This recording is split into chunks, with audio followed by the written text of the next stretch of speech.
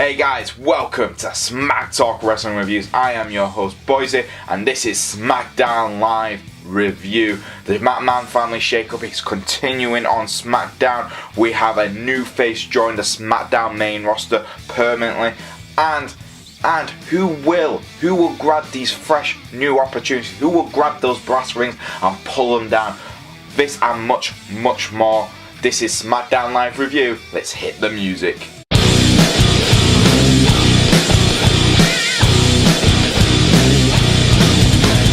So we kicked off the show with a backstage segment where we saw Shane O'Mac get majority of the SmackDown roster round him, and he made the big announcement saying, look, SmackDown Live is no longer going to have managers anymore. We're not doing that. We're not having general managers.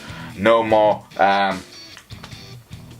rematch clauses in the contracts. That's continuing. So not just on the Raw tag team divisions, but it seems like even on the SmackDown women's title matches as well, there won't be any more automatic rematch clause. That's interesting to see.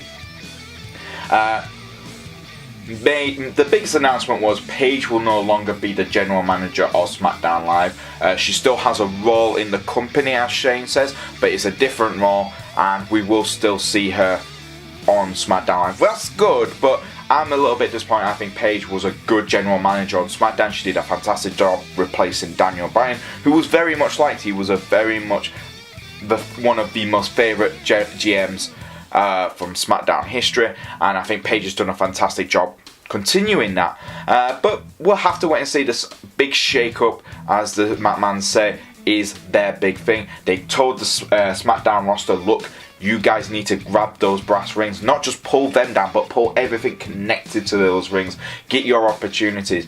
You have fantastic matches. If the crowd loves it, you will get opportunities, and that's how SmackDown's going to work. SmackDown's, for me, always felt like the land of opportunity anyway, as they say. I know it's like a catchphrase, but it felt like anyone could win a title on SmackDown. And I don't think there was much issues with what the SmackDown product was giving us, but I can understand they want to make it even, but Raw has to have a shake-up, SmackDown has to have a shake-up.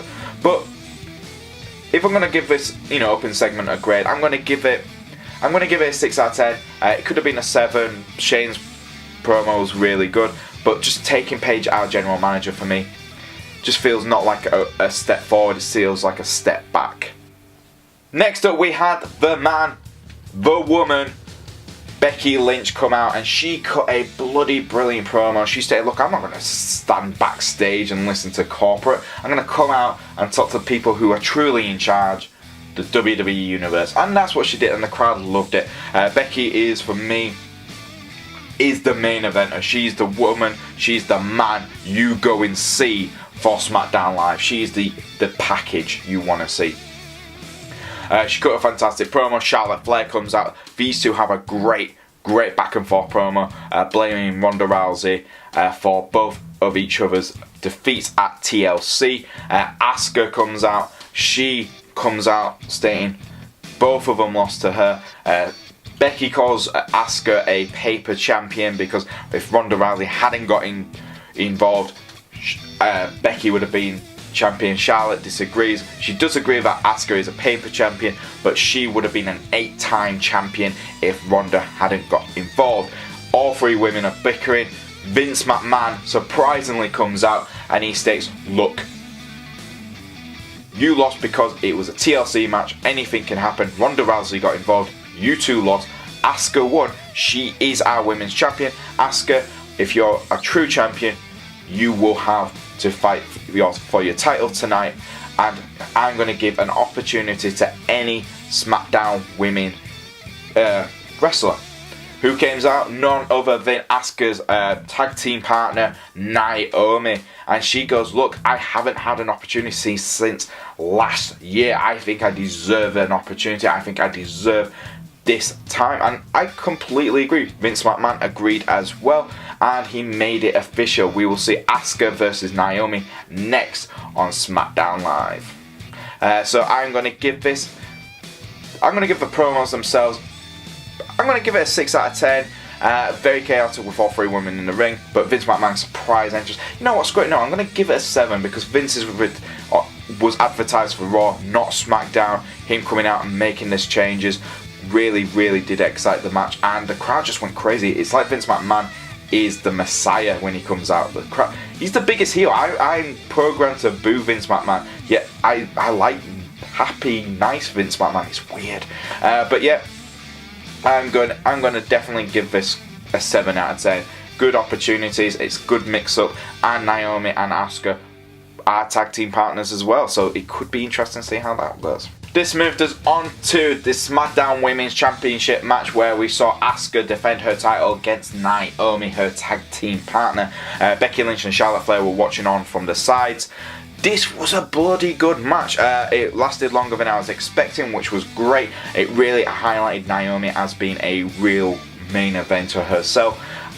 Because Naomi hasn't been strongly featured as much as she could have been, you kind of forget how athletic she is. For me, she is the Kofi Kingston of the women's division. She can hold titles, and she could do athletic stuff, and she can really sell, and that's what she really did. Asuka, obviously, her selling was still being injured from the TLC match from Sunday night, which allowed Naomi to really use her athletic skills to show, so it was more even than it could have been. So I really enjoyed it. Asuka showing off her abilities as well. Asuka's selling was fantastic. It wasn't as dominant as I was expecting for a first title defense. It looked like a few times Naomi nearly won the title, but Asuka did get the Asuka lock onto Naomi. Naomi did tap out, but a really good match. Asuka, after winning the match, held the title in front of both Charlotte Flair and Becky Lynch, where those two are just shouting at her. Before the camera pans out though, I will say the advert, it looked just before they went into another advert, and Naomi got up and hugged Asuka.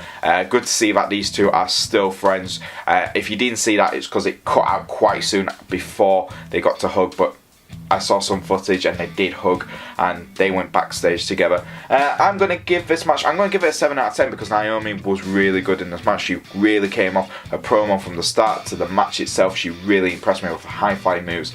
Asuka was really good. Her selling from her injuries from TLC was brilliant. And Becky Lynch and Charlotte Flair being on the sidelines, watching on that unknown factor, I thought added a little bit of tension to the match itself. Asuka was getting a little bit more cocky. She was watching those two more than she was watching Naomi, which could have cost her a match a few times. So, yeah, 7 out of 10, really good match. Next up, we had Samoa Joe apparently give an apology to Jeff Hardy. Yeah, it was advertised that Samoa Joe wants to apologise. Jeff Hardy comes out first, he cheers the crowd, and then Samoa Joe comes out and he goes, "Jeff, I lied. I'm not here to apologise. I'm here to tell you need to watch your demons. You need to wait. I'm gonna help you, my friend, to get past your demons." And Jeff went, "Every time you bring on my demons, it makes me want to never go back to that kind of state I was ever in. And me and my demons can see right through you, Joe. We know for a fact you're hiding your own personal demons." And what could that be, Joe? What could that be? What is it? Could it be that you've been here for 2 years and yet you've never held a single title? Obviously, Joe took offense to this. Jeff quickly turned it on against him, and Jeff got the upper hand. After this, we did get an announcement that we will see Jeff Hardy versus Samoa Joe next week on SmackDown Live. Bit of a weird little segment. Obviously, I'm glad it wasn't too long, and it builds up a match to happen next week. So I'm going to give this a 5 out of 10. It's okay, but let's see if anything comes from it. Next up, we had The Miz in a mixed tag team match. Now, this all started with The Miz going backstage to see Shane O'Mac. He knocks on the door. Vince McMahon answers the door.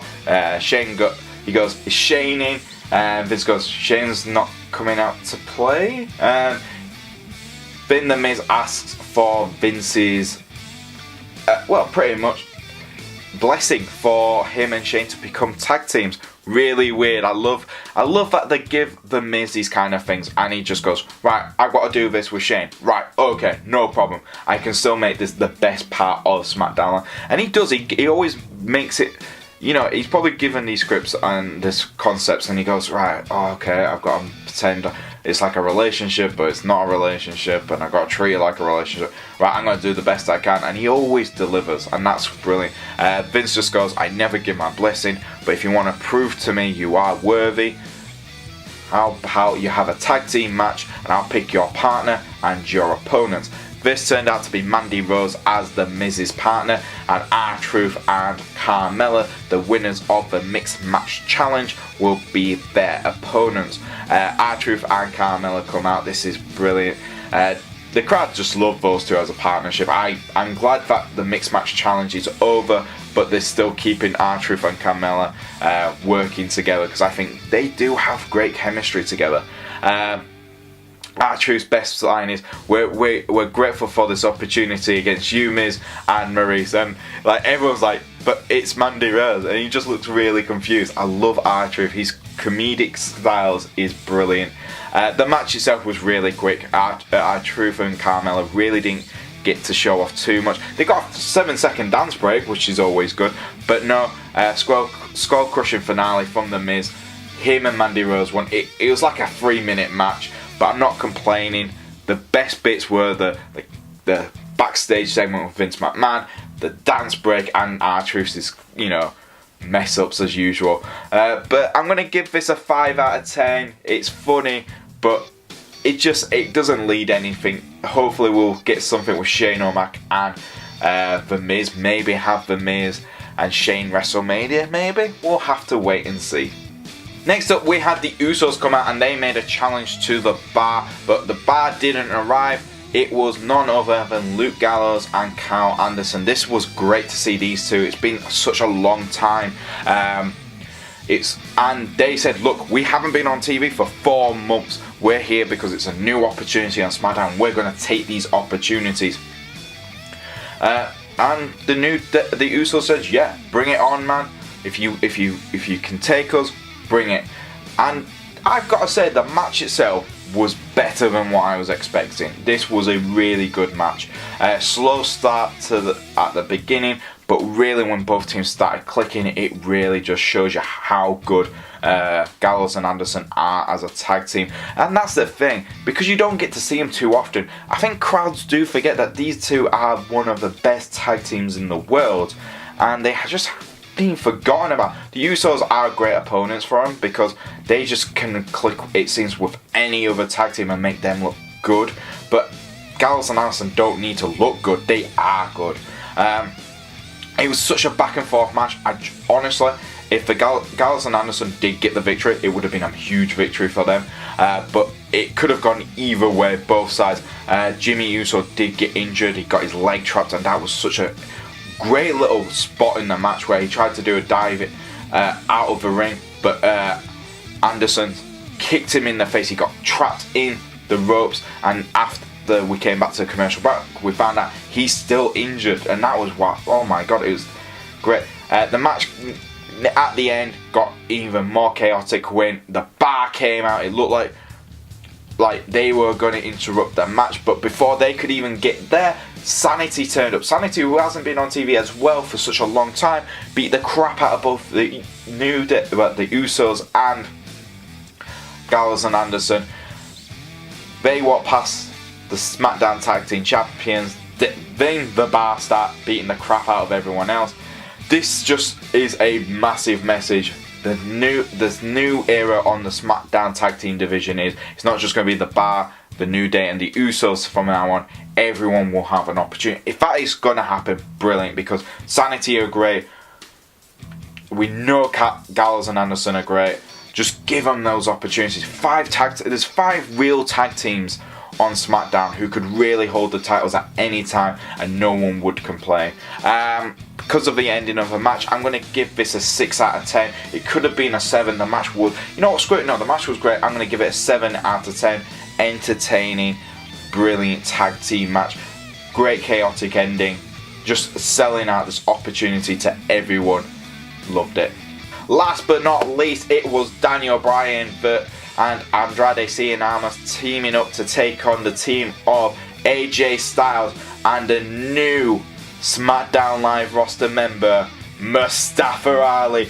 Mustafa Ali was the heart of 205. He is now going to become the heart of SmackDown. I said it last week when he had the match against Daniel Bryan, but I hope to God he becomes the heart of SmackDown, and getting him moved up from 205, it is a promotion. 205 is a great show. I love 205. I think it's one of the best shows on the WWE network, but having Mustafa Ali go from 205 up to SmackDown, brilliant. Get Cedric Alexander onto SmackDown as well, and I'll be the happiest man on the planet, and it'll just prove that SmackDown Live has the best roster out of both shows. But yeah, brilliant. That's my big happiness right now from that match, because it was a brilliant match. Daniel Bryan and Andrade Cien Almas playing fantastically as heels. There was a great sign towards Daniel Bryan where this sign is a waste of paper, and Daniel Bryan just stared at the fan who made that. I was like, I'm gonna kill you.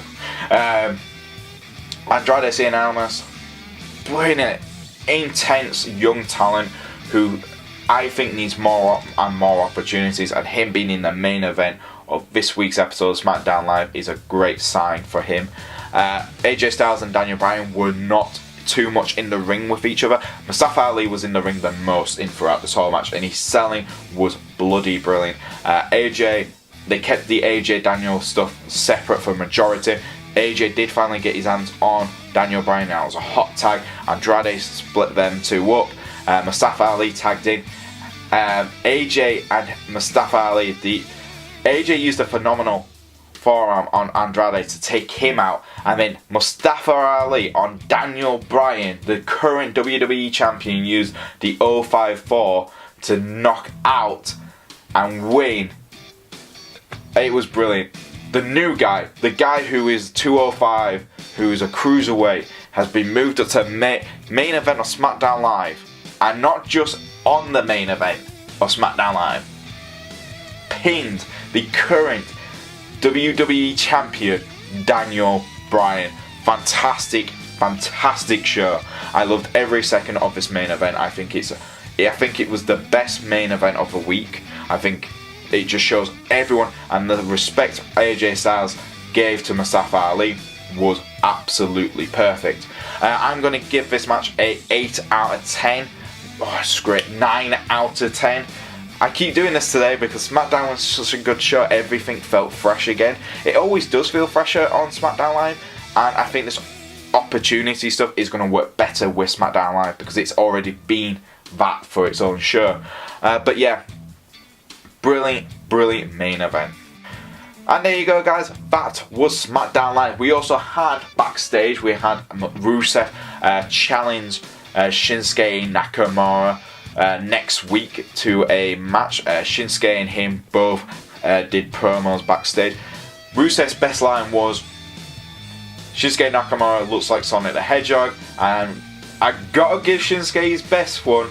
He showed the Total Diva clips where Rusev's just completely naked, or where he's walking around with a thong, and he calls Rusev a diva. I loved it. That was good. That was probably Shinsuke's best bit so far as being United States champion. But yeah, we are going to have Rusev versus Shinsuke Nakamura. I think it is for the United States Championship next week on SmackDown Live. Altogether, I'm going to give SmackDown a total score of, I'm going to give it a 7. I'm going to give it a 7 this week. I think it was better than Raw again. I think Raw was better than it has been, but I think SmackDown yet again just beat it with the announcements they made.